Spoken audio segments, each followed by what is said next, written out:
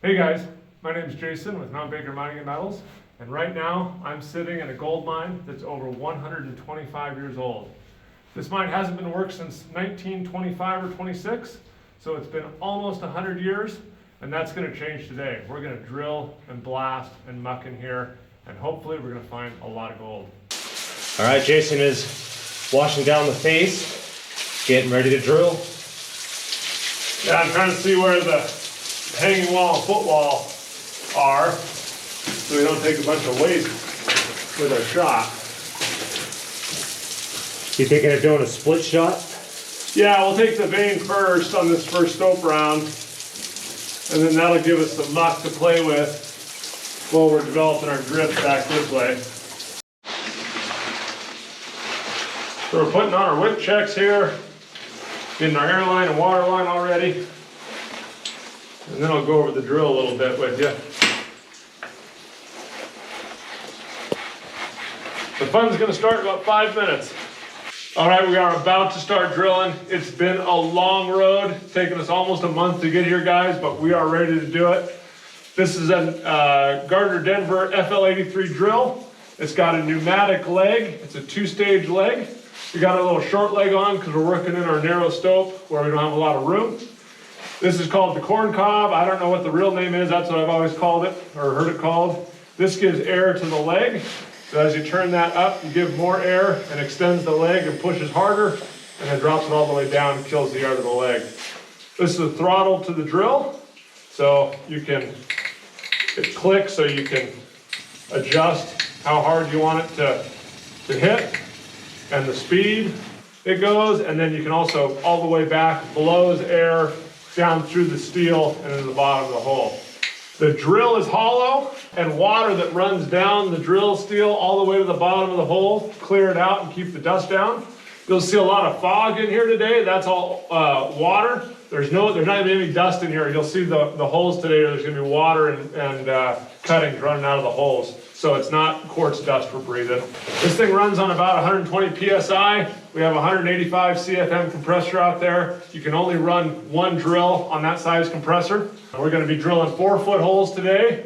We're gonna take a stope round starting about where I'm sitting and working across towards Harry there. It'll be about 25 feet long. We figure the vein averages about 3 feet. Some places it's 4, some places it's 2.5, and that's somewhere around 15 to 20 tons of muck. We've got about 30 to 35 holes to drill, and the plan is once we get them drilled, we'll get it all blasted, and then tomorrow we can come in and take a look at our muck pile.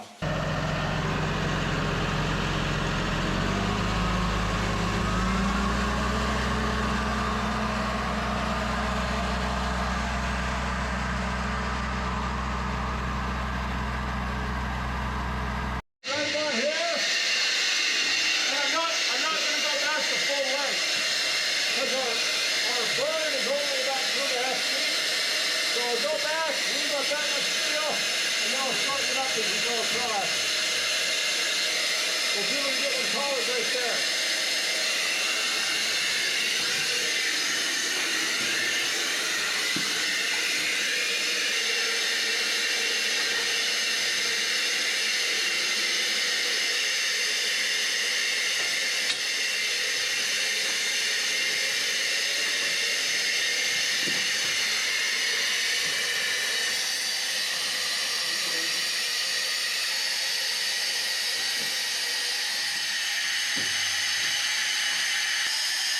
All right, yeah.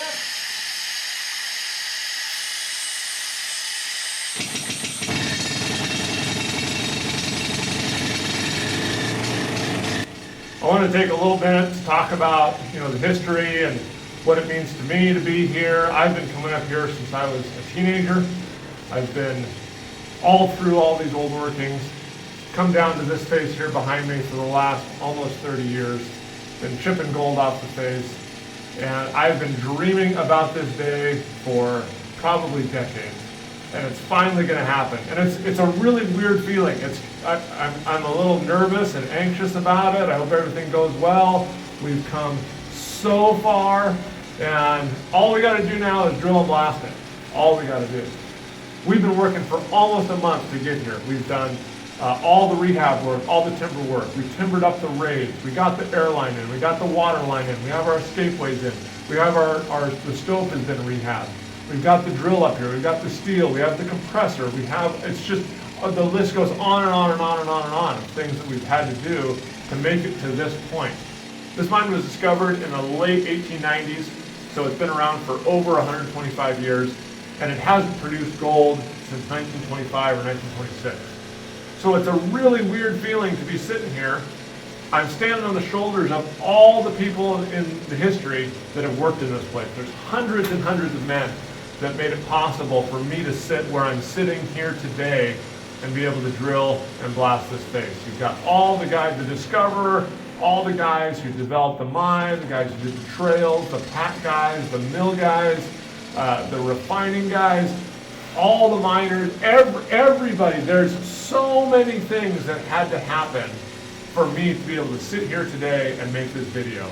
And I feel like there's, the ghosts of 100 people standing behind me, and they're all supporting me. This was a big part of their lives. This is going to be a big part of my life. I will remember this forever, and I'm so grateful I get to share it with you guys and can record it and have YouTube share it with the world and educate people in the history, show them my journey, and keep the small scale mining alive. We're the lucky ones, or the foolish ones that are going to bring it back to life.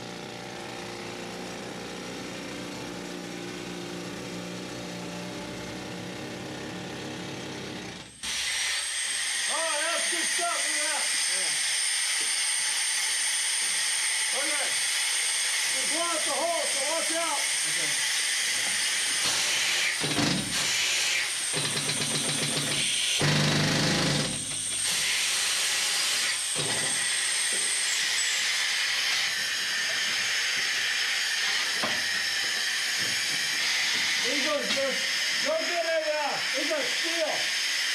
He's gonna steal, beat that hole is.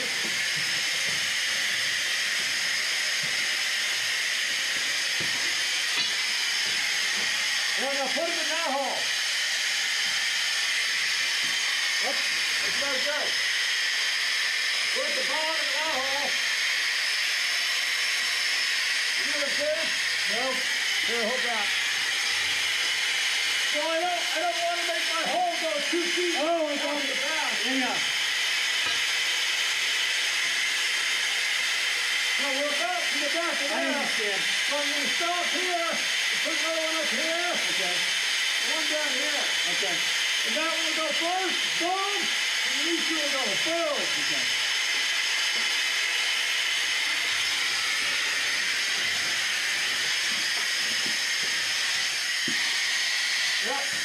Yep.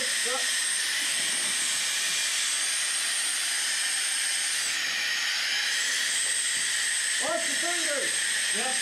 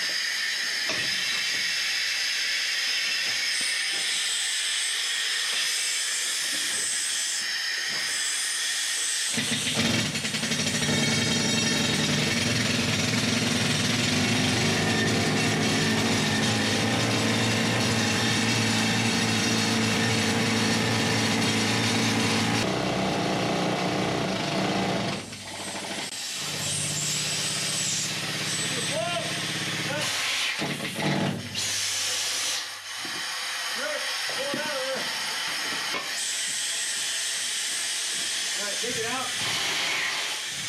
Right.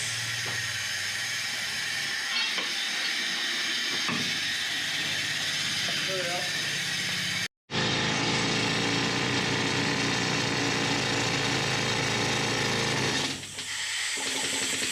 Put a steel in one of those holes.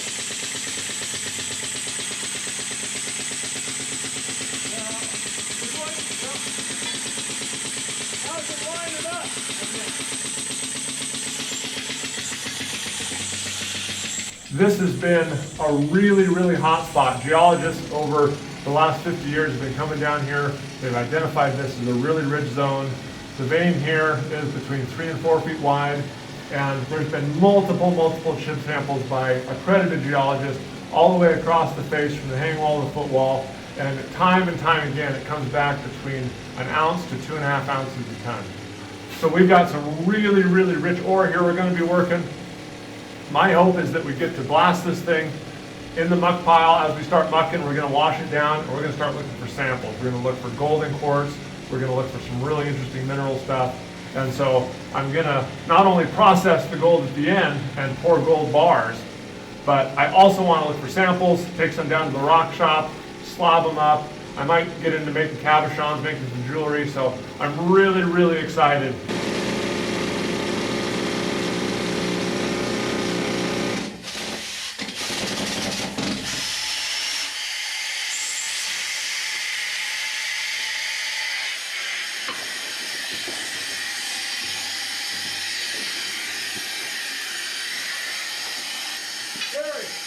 Leave that steel in that hole. That one. There you go. Yeah, good. Now we're going to go right up there. Yeah. Okay.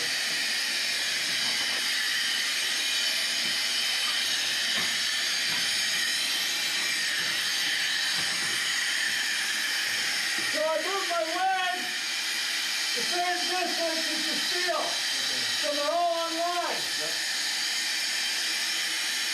I learned how to mine here, not in this particular workings, but on some other workings on the property. I worked from 2007 to 2010, and there are 2 guys that taught me how to mine, John and Claire, and I really appreciate what they did for me. Everything that I've done here so far, I learned from them. All about how to set stalls, how to run the drill today. I learned all that from them, how to blast, how to muck, and so they were a big part of my mining experience and my learning how to do this. It's very rare that you meet people in your life that are mentors, true mentors, that you can learn a brand new skill from. And this is really important to me because today we're going to actually make something. We're going to make a product. We're going to get gold out. We're going to get ore out of the mountain. This is really a lost art in America for sure. This small, high-grade underground quartz veins, mining for gold is really hardly anybody does it anymore. There's a few of us around that are still doing it. I don't mean to say that no one does it, but the skill set to do this is almost extinct in the US. And so it's really important to me, one, to keep it alive, and I'm teaching MineOperator, Chad and Harry, how to do it so they can take it down to their operation, but also to educate as best I can you guys on video, show you the process. I know most of you will never go underground and do underground mining, but someone out there may find this information valuable, and if you don't record it, it's going to be lost forever. You know, I'm not going to do this forever, and I may be one of the few people left in the state that knows how to do it. And back in the day, they wrote articles and they tried to write books and stuff about it, but now we have YouTube and we have video, so I can record all this and I can show you exactly how I do things. It might not be the best way, it might not be the right way or the way that some of you guys out there learned, but today, by the end of the video, we're going to drill and blast and get this shot and make some muck. And this is just, for me, this is just a really, really special moment, and I'm so happy I got to share it with you guys.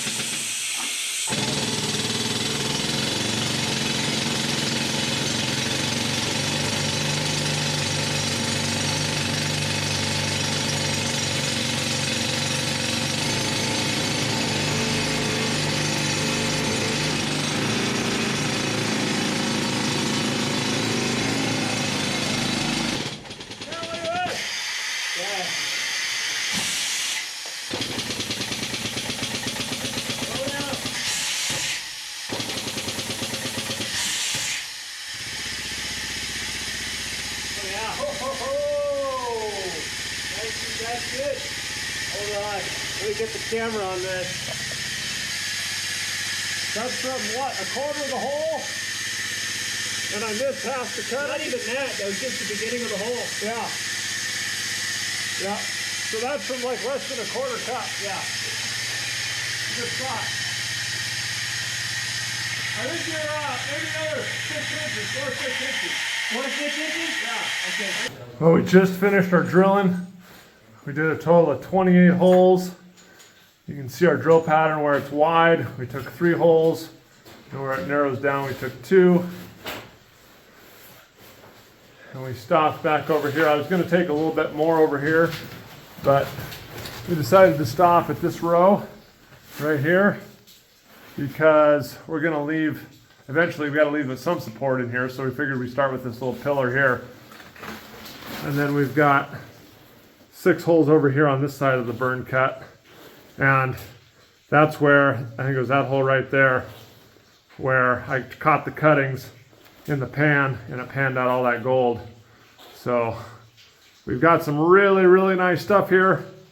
Now we just got to get it loaded and shot. So Chad and Harry are working on setting a couple of stoles along our face.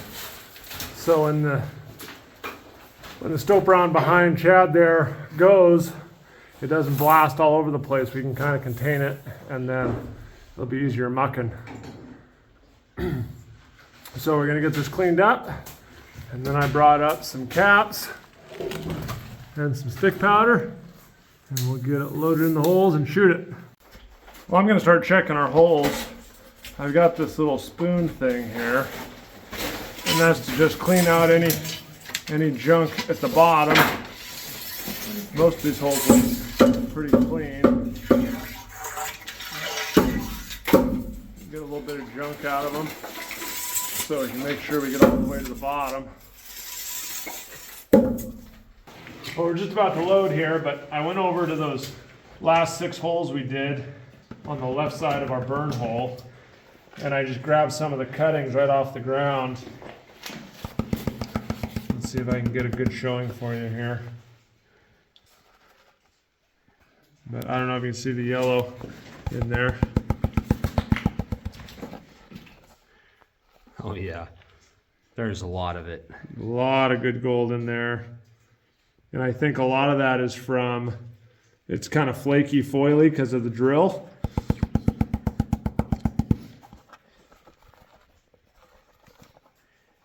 It's hard to work, and I'm all excited and in a hurry. But there's lots of gold, and that's from like, I don't know, a third of a pan. I just grabbed what was on the ground right in front of the face. So there's some nice specimen gold that's going to come out of there, hopefully. All right, put it in the bag. We gotta go blasting. Let's blast this. All right, we're getting ready to load these holes. I'm going to be using some of this stick powder. Some people call it water gel. They're 16-inch sticks. I'm going to slide them down the end of the hole. You got to be careful with these because they're pretty sensitive. Oh, I'm just kidding. They're pretty inert. You can hit them, you can shoot them, you can drop them down the raise. They won't do anything. So we take the water gel and a cap, and these are easy debts, handy debts, easy drifters, something like that. And we're going to put the cap in the bottom of the water gel, facing back towards the collar of the hole. And then we're going to slide it in the hole. Use a non-sparking powder stick and shove it to the bottom of the hole, and then tamp it in there. And we've got room for one more stick.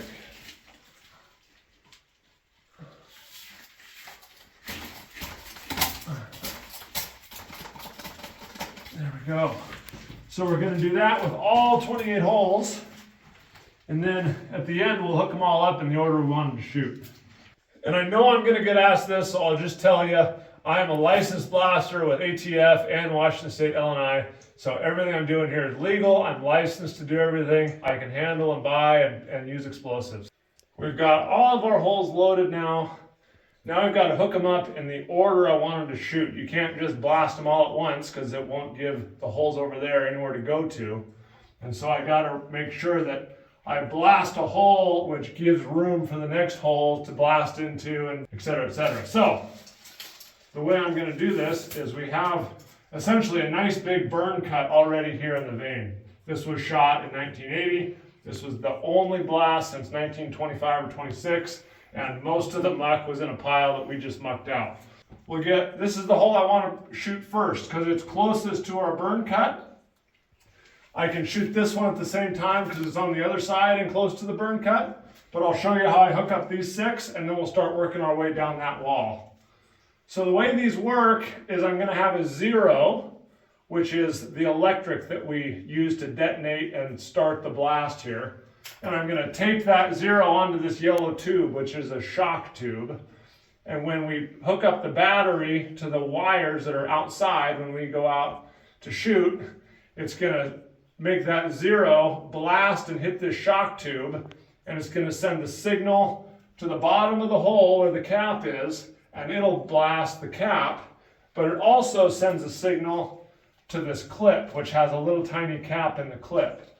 And so when I hook this up to the next hole, which is going to be this bottom one here, I clip the shock tube of the number 2 hole in the clip, and now that cap in this blue clip is going to send the signal down the second hole. And now this is where it gets a little bit, you got to pay attention to what you're doing. But I've got my number 1 right here. You won't be able to see this probably. But I've got my number 1 hooked up to my number 2. My number 2, I'm going to hook up to this one up here, which is number 3. And then number 3 can hook up. This one I can do 2 at once. So I'm going to do 2 4s. It's going to be this hole in the back and this hole right here in the middle. And that'll send the signal down to those 2 at the same time. And then I hook both of these up to our last hole on this side.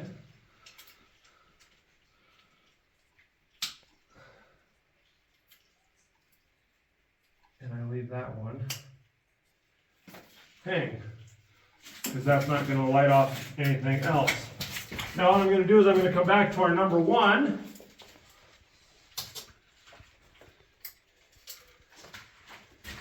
And this number 1 hole, this is going to be the first one to go. And then it sends a signal down to this number 2. But at the same time, I'm going to send the signal over on the other side of the stope round. So I'm going to have a number 2 here and a number 2 over here. And then I got to make sure I pull the right wire, which is this one. So now I'm completely done with this side. I've got a hole here that's going to blast and relieve all this here, and then it's going to open up room for these 2 to go. So these 2 get clipped together like that. And these 2 are going to light off the middle one on this row. So I hook those 2 there. And so you always hook, it doesn't matter if you have 5 that are all going to go to the next one, you always hook them all up to your next number, because the only ones you have empty hanging are the ones at the very end of your blast. You should never have any empty clips in the middle here. So now I'm going to have this one. This is going to go, boom. These 2 are going to go and relieve all that. This hole's going to go and relieve these 2. So now I'm going to take this one, hook it up to these next 2 in line. There we go.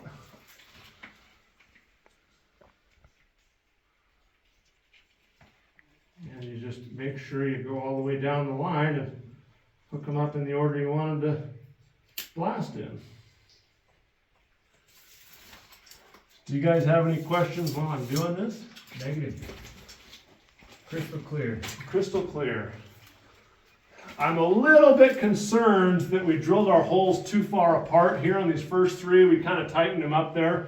This is a lot of material to heave out with that one hole, but I hope it works. Does that mean that the rock would be bigger then instead of smaller? It could be bigger, or if it just doesn't have enough energy to blast it, it'll just, I don't know, there's a couple terms for it that I can't say on YouTube, but it'll just make that hole a little bit bigger and not blast all the way to the back. It doesn't have enough strength to blast the rock out. It just comes all shooting out back out of the hole. A lot of people in the last videos that I did asked why I don't use stemming. I've never used stemming. I never learned how to use stemming.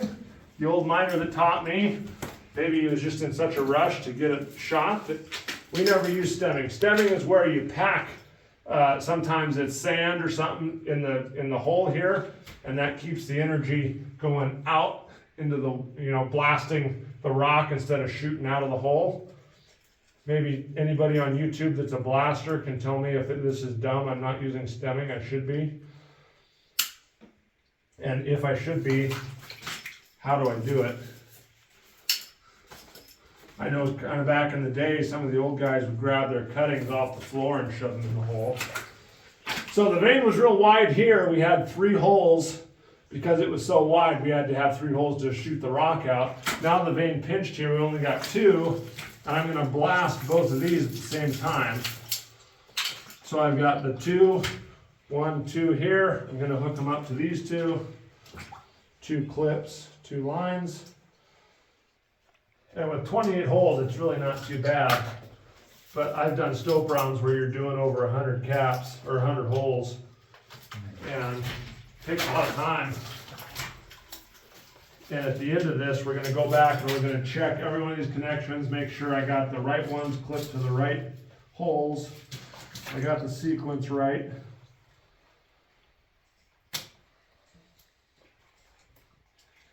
There's the other thing about these, I think these are called easy drifters. There's easy depths and there's handy depths. Maybe these are handy depths. Anyway, it doesn't really matter. There's a delay on the cap at the bottom of the clip and a delay at the cap at the bottom of the hole. The delay on the clip is 300 milliseconds, so it's 1/3 of a second. And the delay at the bottom of the hole is 7,000 milliseconds, which is 7 seconds. And the reason that is you're going to have all of these caps at the bottom here blasting off. So what you're going to hear is a boom every 1/3 of a second, starting with the 0. And what that does is it sends the signal down all the bottom of these caps, all the way down, and all the caps will go off, these blue caps will go off before the first cap goes off in the bottom of the hole. Because if they went off at the same time, you could have rock flying all over and it can cut tubes. And if you get a cut tube and the signal hasn't gone down, the hole won't work. The cap at the bottom of the hole will never get its signal. So that's why there's 2 different delays. So you'll hear boom, boom, boom, boom, boom, boom, boom, boom, boom. And then it'll be 2 or 3 seconds. Then you'll hear boom, boom, boom, boom, boom, boom, boom, boom, boom, boom, boom. And those will be the holes or the caps at the back of the hole. So we're going to hear 2 different shots go off essentially. And if you only hear 1 set, you're in trouble. Or if you only hear 3 booms and then 3 more booms, you're in trouble. And unfortunately for us, I don't have very much of that stick powder. We have 2 extra holes here that we didn't load because I only brought up 70 sticks. And I probably needed another 3.5 or 4 for each one of those holes, so I probably needed 76 or 78. But we've come to the end of our sequence. There's our last one that's just going to go off and not set off anything. So now I'm going to go through, I'm going to check all of the clips, make sure I got everything hooked up in the order I want it to shoot, and then we'll hook the zero up. We'll hook the zero up to the wire, and then we'll go outside and we'll blast this thing. So we're going to take our electric zero, and I'm going to treat it just like I do with these, but it doesn't have a fancy clip. So I'm going to aim it right at the shock tube, and I'm going to put electrical tape around it. See, the end of the cap is pointed right at the tube there. And so when that electric sets off, it's going to send the shock signal down both sides and start the whole process.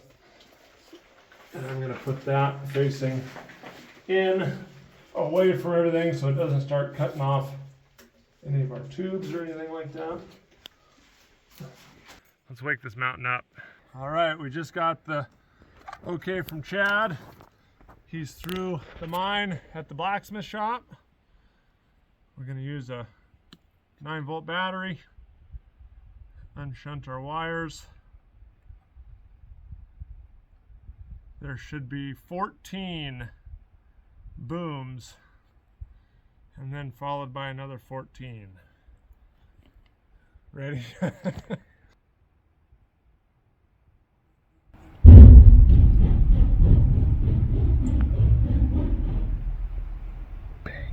Comes more.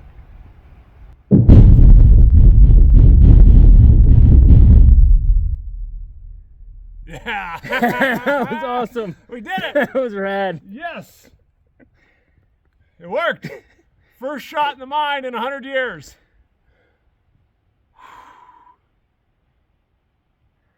You know, the hard part's gonna start now. Now we're gonna muck all that. Now the real work begins. All right.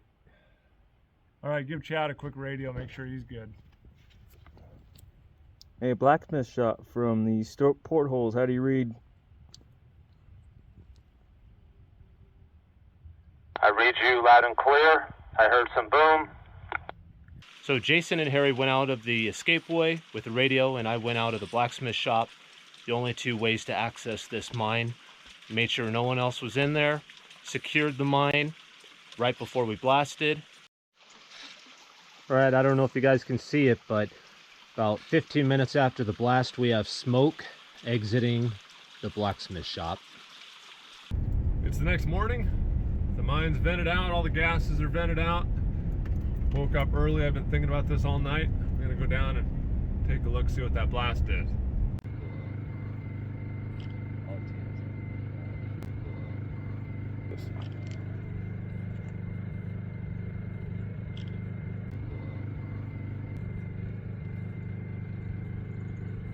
All right, we're getting ready to go in to check on our muck pile. How's everybody feeling this morning about it? Couldn't stop thinking about it last night. I know, I woke up in the middle of the night thinking about it too. But yeah, we'll go up and first thing we got to do is scale down, right? So we'll bring some scaling bars with us, and we'll close the water valve so we can wash the muck pile down. But I'm excited. About 1,000 feet through there, there's a bunch of gold laying on the floor waiting for us. That's gonna be awesome. See how much muck we have. How much muck do you think's gonna be up there? I don't know. I know. I don't know if it's going to be like a nice little pile or if it's going to be blasted all over everywhere. We'll have to see. I think our stones survive. Yeah, see if your stones survive. Come on, we can get crap out of those things. They're gonna be in there. All right, let's go check it out. We'll take a look. All right, we're at our stope station. Behind me about 75 feet is our shot. We're going to go take a look. There's just a little hint of gas smell in the air, but not bad at all. And we'll wash the muck pile down, wet it down. That'll take care of that. Have our guy scale his way in there. We're just sounding off the back. So far, it's all sounded real good. We haven't had anything that was dodgy.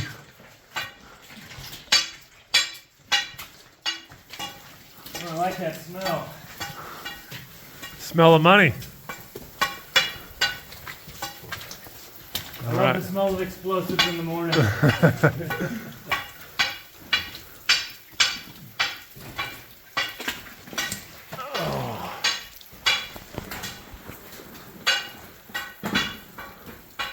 Oh man. Oh wow. Look at that. Dang. Holy smoke! Look at how much muck there is. Woo. I did not expect that. Our stalls survived. Yeah. Some of the lagging did it. Holy cow.